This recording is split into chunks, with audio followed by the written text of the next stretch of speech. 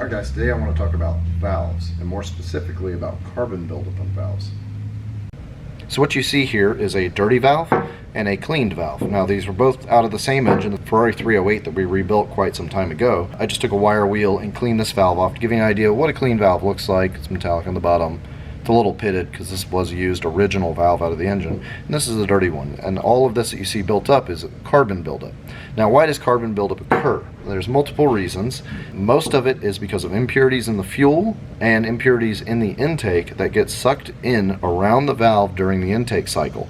Now when that happens, this valve gets extremely hot from combustion taking place underneath the valve, so this is a very hot piece of metal during operation, and those impurities will hit the valve and burn onto them. It's almost like oil, charred fuel, deposits that are inside the oil and inside the fuel. Now where does the oil come from? You get two places that it'll come from. It'll seep slowly around the valve stem seals, and that's normal. It's normal operation. It's not necessarily that it's leaking, because you have to lubricate the valve stem as it slides in and out of the head. So a little bit of that oil residue will run down and burn onto the back of the valve rather than flowing into the cylinder and burning. The other thing would be impurities in the fuel system. Just any dirty fuel, any ethanol that's in the fuel will also tend to burn to the back of the valve. And then last but not least, moisture from your crankcase will steam up and be pulled through something like the PVC valve into the intake. Now this is partially for emissions requirements. It needs to burn off anything that is evacuated from the crankcase. So it'll take those vapors, the oil will get hot, moisture will evaporate, rise to the top of the crankcase, go through the crankcase ventilation system and be pulled into the intake. Then it's designed to go through the engine and combust and burn anything off before it comes out of your exhaust. Those impurities will stick to the back of this hot valve and build up. Now to give you an idea, this is not just dirty. It's not just a stain. This is actually a pretty severe burnt buildup. And these aren't even that bad. So this is out of a fuel injected engine. This uses a Bosch mechanical fuel injection type system. So imagine you have your head right here, valve stems right here, your intake runner is right here, and right above your intake runner in your intake plenum is your fuel injector, whether it be electronic or mechanical.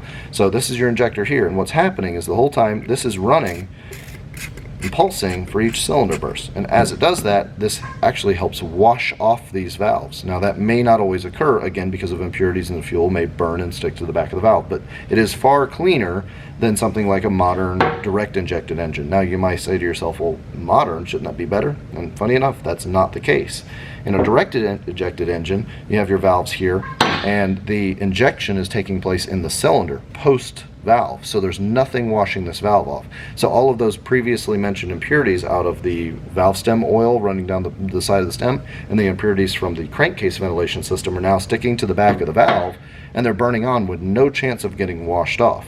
That's what you see our walnut blasting and things like that to do. It cleans the back of the valve and will help clean up the seat. It'll help clean up the back of the valve and improve flow, because a lot of people don't realize when you have an engine that will rev to 8,000 or 9,000 RPM, a lot of air is moving past this valve, and an amazing amount, honestly. And anytime you get this buildup of carbon on the back of the valve, it causes turbulence on this valve, and it will directly cause the runnability of the car. It'll actually cause the car to run poorly, even at idle. Ferrari California is notorious for that. They get a really dirty valve and have a really rough idle. It's pretty surprisingly how bad. So it's very important that these are super slick and super smooth.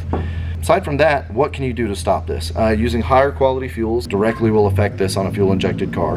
On direct injected cars, it's even more important because direct injected cars use extremely high pressure fuel systems, and they're very susceptible to dirty fuel and problems with the fuel. So, and you typically end up having to replace the injectors. They're not cleanable like a standard electronic injector. Not reasonably anyway.